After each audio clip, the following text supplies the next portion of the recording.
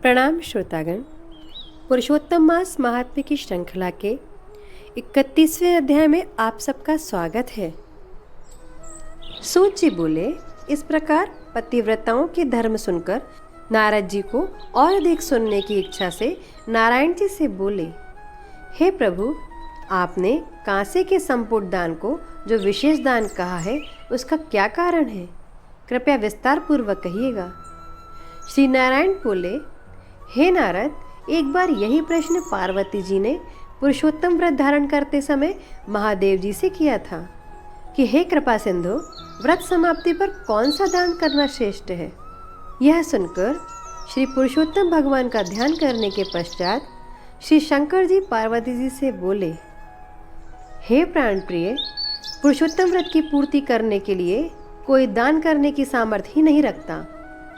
हे पर्वत पुत्री, जो दान भगवान के प्रिय महीनों में करने को कहे गए हैं वह आजकल गौण रूप में है। इसी से पुरुषोत्तम व्रत की पूर्ति करने वाला दान कहीं भी नहीं दिखाई देता है। इसके दान की पूर्ति में संपुट दान अर्थात ब्रह्मांड का दान है। वह दान कहाँ से किया जावे?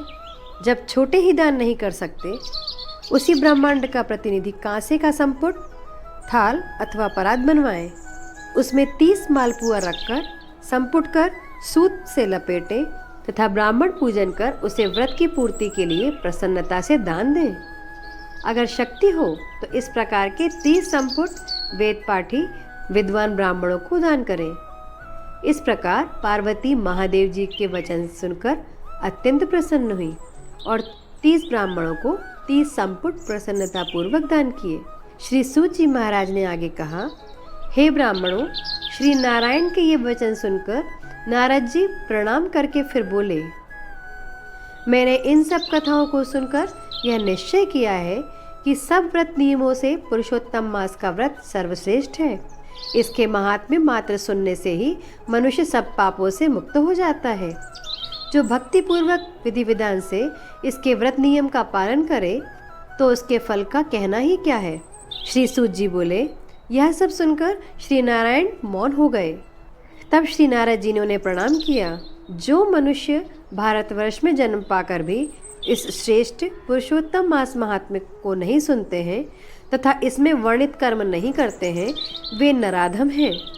वे दुर्भागी बार बार जन्म मरण के चक्कर में पड़कर धन, पुत्र, मित्र तथा स्त्री के दुख को पाते हैं।